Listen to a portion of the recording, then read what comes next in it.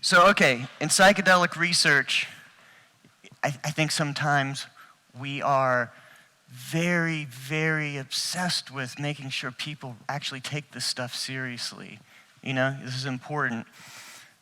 But sometimes we need to focus on not taking ourselves, too seriously. So in that spirit, I'd like to start out with just a couple of psychedelic jokes. Is that okay? Okay. So here goes one, actually recommended by Wendy Feng, who made this recommendation after I gave some psychedelic jokes at another meeting. All right, so a guy goes to his drug dealer and buys some shoes. Don't ask me why you're buying shoes from a drug dealer, but it's part of the setup. Okay, take that as a given. He buys shoes from his drug dealer. Now, I don't know what they were laced with, but he was tripping all day. Right? And it turns out it makes sense because they were high heels. Okay, the next one, as a good academic, I'll cite Dr. Timothy Leary. LSD is such a mind-blowing, powerful drug. It is so powerful that it routinely causes psychotic reactions in people who have never taken it. Get it? Some of these you got to think about for a second. Okay, final one. Okay, I said a couple. I actually got some laughs, so one more. So, last one. Stephen Wright, comedian, I'll give him credit for this one. If God took LSD, would he see people? You got to think of it too. Okay. All right, I'll be done. I should stick to the data, I know. So I have so many people to thank. What I'm going to show you is just a huge group effort. We've got a great team. I can't call out everyone. I've surely forgotten a number of people because it's such a big group. But certainly Roland Griffiths, Mary Cosmano, Al Garcia, Fred Barrett, just a large group of wonderful collaborators with this work that I'm going to show you. And you've already seen some of the data at this conference. Like Roland's first publication has been brought up a few times on spiritual mystical effects in healthy normals, and a number of wonderful funding organizations who have stepped in to support this research. And check out our nifty website, hopkinspsychedelic.org. And so I wanted to share, and just so I can not strain my neck, I realized I could be looking at my screen in front of me. I want to share some news. Just before I got on the plane to come over here to Berlin, we announced publicly on Wednesday the initiation of a new center. This is the world's largest center, full-fledged academic center for psychedelic research. $17 million over 5 years for us to conduct a whole lot of work. And thank you. Everything we've done has essentially been part-time on the side, focusing on other things that are bringing in the most of our salary support at Hopkins. So we're really starting to dig in just now. So big thanks to the Stephen Alexandra Cohen Foundation for that, and the Tim Ferriss Collaborative for funding this. And so this is what we're going to do with it. And it's all psilocybin, what I'm about to show you. Psilocybin for treatment of opioid addiction, for treatment of PTSD. I'll be the principal investigator on those two trials. Treatment of anorexia. Fred Barrett is going to do an fMRI study on the treatment of alcoholism with comorbid depression, so we're finally getting into comorbidity. Treatment of anorexia. Treatment of depression within Alzheimer's disease. The mood symptoms of post-treatment Lyme disease, what's formerly known as chronic Lyme disease. Microdosing. These are studies that Roland Griffiths is going to be leading, and in healthy normals, the effects of microdosing and the effects of high-dose psilocybin on creativity. And finally, Fred Barrett's going to lead up the research, basically a biomarkers core. So we're going to be focused on genetics, imaging, and other biomarkers of predicting response to psychedelic treatment. So I'm going to share, the original intent was to go over our entire program of research, but I'm going to have to skip a bunch, and you have seen some of the healthy normal data here from our early years. I'm going to mainly focus on our 2 big treatment studies, but check out our work. We've done a number of studies now on surveys of people using psychedelics out in the wild. We've developed scales like a so-called bad trip scale or challenging experience scale, done work on measuring the mystical experience, but I'll focus on these 2 main therapeutic lines of research, and also some interesting recent meditation research. I won't be showing you that today, but interactions between psilocybin and meditation. But everything I'm going to show you is dealing with psilocybin. It's, of course, the active agent in over 100, actually we believe now over 200 identified species of mushrooms. It's a classic psychedelic, meaning it's a serotonin 2A agonist, and that puts it in the same basic family as LSD, mescaline, dimethyltryptamine, which is an ayahuasca. Of course, there was that earlier era of psychedelic research from the 40s through 70s, the heyday. They were intensely investigated first as research tools and then as therapeutics. And the most promising findings were for cancer-related distress and alcoholism. There was one study using LSD to treat heroin addiction, so we'll be picking up on that theme of opioids, as I mentioned earlier. And then, of course, there were the dark ages. Despite promising preliminary findings, human research with psychedelics became largely dormant for decades. And importantly, this wasn't really due to some very sober analysis of the safety of psychedelics in a clinical setting. This was largely a reaction to the association with the counterculture of the 60s.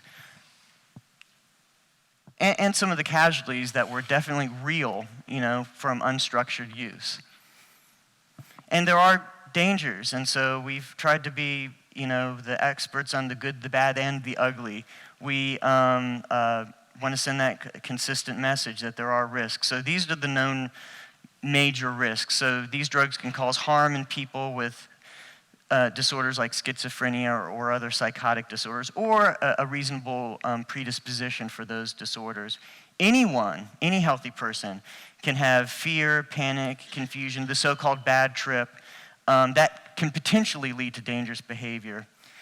Psilocybin and other classic psychedelics lead to moderate elevations in pulse and blood pressure. That can be a problem for some people.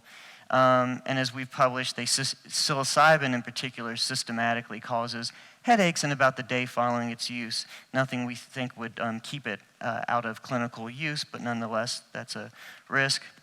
And even though it's exclusively a phenomenon of recreational use, and has never been observed in lab research in the older era or current, there's this interesting phenomenon of persisting perceptual changes, or HPPD, hallucinogen persisting perceptual disorder, that is pretty rare, and we still need to kind of keep on our radar screen in doing our clinical work. However, one of the nice things in dealing with a drug that can be abused is that it's not a drug of addiction. It can be used dangerously or abused, but no one is jonesing for their next psilocybin or LSD fix. It doesn't lead to compulsive drug seeking. So that's nice. But for the risks that are there, the really important thing is that all of these we can squarely mitigate in clinical research and hopefully in eventual straight-up approved medical use with screening, monitoring in the clinic, and follow-up care. We have an answer for all of these. And we first articulated those, and one of my early efforts in the area was to provide these recommended safety guidelines that kind of delves into the details of how to do this work safely. And we now know from the FDA, who are very interested in psychedelic therapies, that they've used these guidelines to evaluate newer protocols. A big part of the safety recommendation is the interpersonal environment and the physical environment. So this is just an example with a mock volunteer, one of our research assistants with Mary Casamano, serving as lead guide or facilitator here. Sometimes holding someone's hand is one of the most powerful things you can do to help someone through a difficult experience. And I've been there, I've been a guide for over 100 psychedelic sessions, so I know firsthand how powerful that can be, and to have that really strong rapport with the volunteer beforehand. So now I'll delve into our one of our two clinical areas of focus, cancer existential distress. So in this study we had 51 patients, all with a life-threatening cancer. They all had either, about a third had a disorder that involved some serious depressive mood symptoms, about a third had primarily anxiety symptoms, and about a third had a combination of both. The basic design is this. The dosing gets a little complicated because after the first just small number of participants, we made a slight dose adjustment, but combined the data at the end because it they look largely similar, but it was either largely 1 for a few people, 3 milligrams per 70 kilograms. So that's just body weight adjusted. That's per 70 kilograms. I'll skip that language as we go forward. But versus for most people, 22 approximately by the body weight milligrams. So essentially, the lower dose wasn't expected to have any effect. This was in fact what you would call microdose.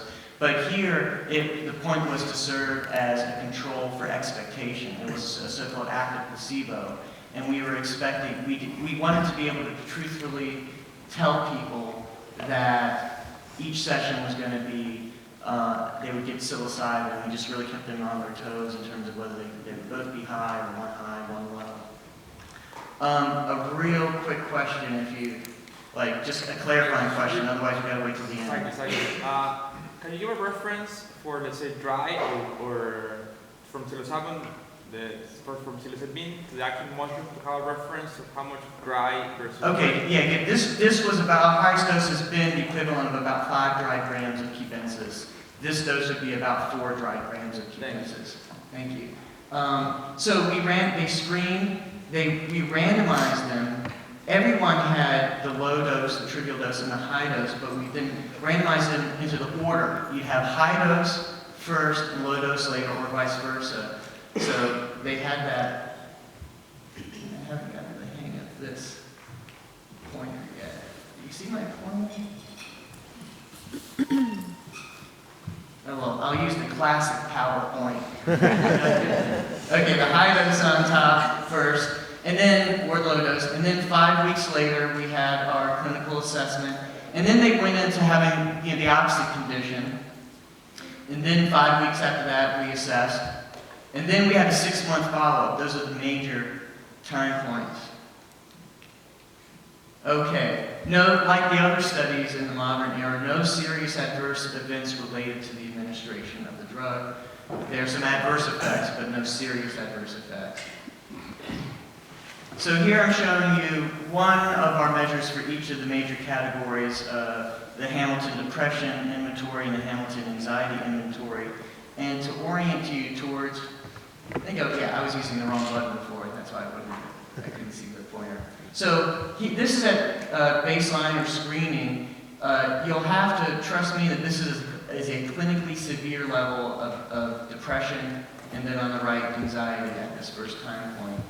And then here you have post-1, that's 5 weeks after the first session. So these are the people that got the trivial dose, these are the people that got the high dose. You actually saw a large reduction with the low dose group. I think that's a combination of the placebo and the really intense interpersonal relationship that's developed in preparation, the discussion about their cancer.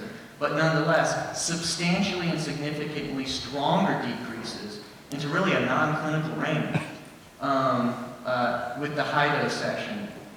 Then you have the crossover, so now everyone has had the high dose, whether it was 5 or 10 weeks ago, and then you have both groups at these substantially lower levels. And so 5 weeks is pretty mind-blowing and is unlike anything we know of in psychiatry for to have a single dose leading to those long-lasting effects for these symptoms. But then to see 6 months later, largely unchanged. I mean, it's crazy. Same essential picture for anxiety, and I'll have to walk you through that, but so much excitement deservedly has been focused on ketamine because it will have effects lasting for 1 or 3 weeks, immediate lasting, that time length of symptom reduction. And so that is legitimately a breakthrough, but I want to say get ready for, psilocybin. I think that's a breakthrough. Okay, and then interestingly, it's not just getting the drug, and it's not just your ratings of how strong the drug effect is. It's specifically, in terms of predicting response, the mystical nature of the experience correlates with reductions in depression and anxiety. And so basically, mystical experience means having a sense of unity, having a noetic quality. It seems as real as everyday waking life. There's a self-validating quality to the experience, a sense of stepping out of time and space, a sense of positivity. And this is consistent with previous work at a lower dose our colleague Charlie Grove at UCLA conducted, concurrent work that our colleagues at New York University conducted around a similar dose with similar large reductions.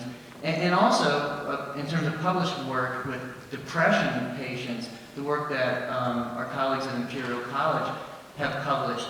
And then you've already heard about the multi-site trial that USONA will be conducting for treatment of depression, and we're going to be a site helping with that. So there seems to be something going on here potentially that's even broader than the specific class of participants with cancer. And speaking of depression, we're currently running a small pilot study, which is a waitlist control, so everyone has the active treatment. It's open label, so there's no blinding, but we stagger the timing at which they receive it. And so these are the people. So let's see. You see when people that have the treatment, the high dose of psilocybin right away, these are people with depression, you see significant reduction in depression scores. And then when the people that were told to wait, we're going to give you this treatment later on, we saw a trend towards increased symptoms. And then you see a similar level of reduction once those people finally have the treatment. So then I moved on before I wanted to, but I think I'm at the right place. I'm going to shift to our other major therapeutic focus, and this is for smoking cessation. So there were 6 randomized studies using LSD for alcoholism that showed in aggregate a large effect, about doubling the chances of success at the first follow-up or of an improved outcome.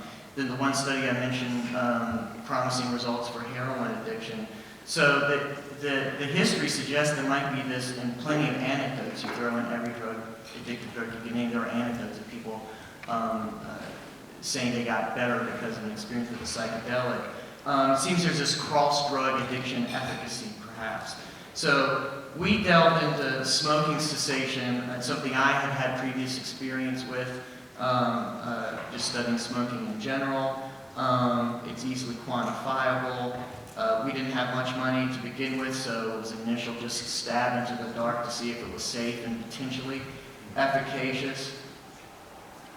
Oh, and besides the other benefits I mentioned, it also kind of is a problem in and of itself.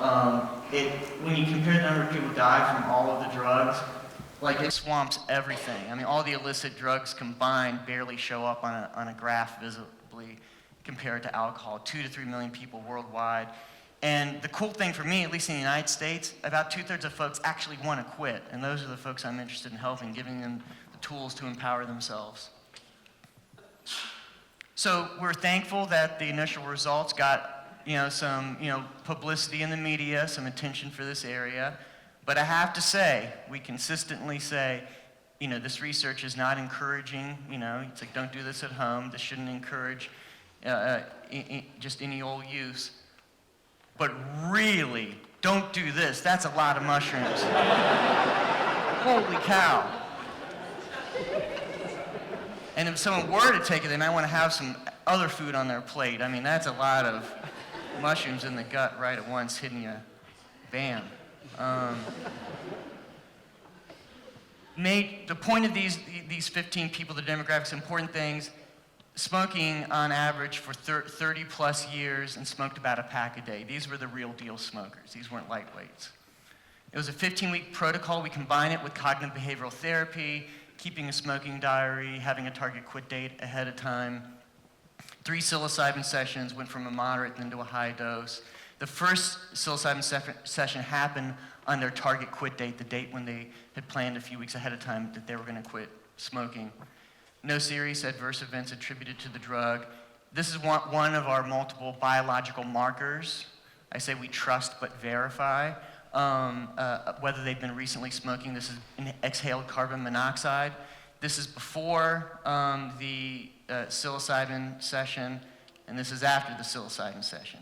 And these are the type of data you learn in grad school. You don't really need to know statistics to know you probably have a pre-post difference here. So you can save your t-test. In terms of absolute levels of success, this is about 80% biologically confirmed as smoke-free at 6 months after the treatment, and at 2.5 years, that held up to about 60% of participants biologically confirmed smoke-free. So take this with a major grain of salt, because these were different studies done with different methods, different populations, but nonetheless, to share with you why we thought this was really promising and worth then moving forward with more research. The success rates are just so much better than what you get with other methods, the best methods in the field for 6-month quit rates, including the best medication, varenicline or Chantix.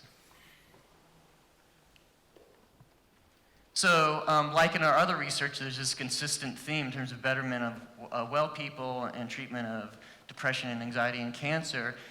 There was greater success in those who had mystical experience. And mystical experience was statistically associated with craving reduction. So a common theme going on here. We did a qualitative analysis. We asked folks if they thought that psilocybin helped them to quit. If so, what were the reasons? How would they describe it? And this is what they said to that. It caused a persisting sense of interconnectedness, awe, and curiosity that helped them quit. It reduced smoking withdrawal symptoms compared to previous quit attempts. It said they caused other positive changes, like altruism, appreciation of aesthetics. A lot of people said, I haven't written poetry since college. Why don't I write poetry anymore? So they delved into these other things. They felt good about themselves. And they claimed insights into their self-identity and their personal reasons for smoking. We also did a smoking survey. I kept getting stories like when I presented this early on, our results, folks saying, yeah, this happened to me. I was just, at a party, took some acid or mushrooms, and they said, what the hell am I doing? And I never smoked again. It's 10 years later. So many stories like that. So I said, let's describe this. Let's collect those stories systematically. So 1,100 people responded to this online survey saying they quit or were substantially reduced because of a psychedelic experience. Biggest take home for me was that the pop-out effect is that when we compared a laundry list of withdrawal symptoms compared to other times they quit, largely the bodily withdrawal symptoms were the same, but as other times they quit. But the affective symptoms, the craving, the anxiety, the restlessness, depression, people said it wasn't just less severe, but much less severe. That was the modal response. I think this is a connection to the depression work and the anti-addiction work. Okay, we didn't ask for it or require it, but one participant voluntarily sent in a selfie. They happened to have their phone at the party where they smoked their last cigarette after eating a 1/4 ounce of mushrooms. This cat said it was the most mystical experience of her life. And it was the last one, for sure. So I'll tell you very briefly, our randomized comparative efficacy trial, we're now taking 80 treatment-resistant smokers, randomizing them to psilocybin or nicotine patch, same general cognitive behavioral therapy to both. Only one psilocybin session rather than the 3, mainly for experimental reasons I can't get into due to time. Just jump into the data. Currently, it's in progress. People have gotten to different time points. For the 25 folks that have gotten to 12 months, we're seeing a nearly 50% biologically confirmed success rate in the psilocybin group, which is more than twice of the 20% seen with nicotine patch. So we're still extremely encouraged by these results. And we're starting to see some brain imaging and neurocognitive data that seems to be consistent with it. These are data from 17 people that have gone through fMRI, not during the session, but before they quit and then after. Okay, this is a cognitive interference task. I don't have time to go through the methods, but it sees how much you're tripped up, so to speak, from interfering information. We saw that psilocybin group showed substantially less cognitive interference the day after quitting, and we found an associated brain response, a normalization in the fMRI response in the right lingual gyrus the day after quitting. And there's other promising work in the field. Mike Bogenschutz has published psilocybin for alcohol use disorder. We recently published a similar survey that I told you about with smoking for alcohol, suggesting that insight and mystical experience mediate personal meaning, leading to improvements in alcoholism. The biggest thing, I think, why is it treating all these not only different disorders? I think they're all forms of addiction, being stuck, whether it's a way of thinking about yourself or a substance. I think Michael Pollan quoted me, it doesn't sound very scientific, but said I coined the dope slap effect, that psychedelics can be used to change all sorts of behaviors, not just addiction. It's their power to occasion sufficiently dramatic experience to dope slap people out of their story. Psychedelics open a window of mental flexibility in which people can let go of mental models. So I think this is relevant to addiction and depression. But that's it. Thank you so much. We're about out of time.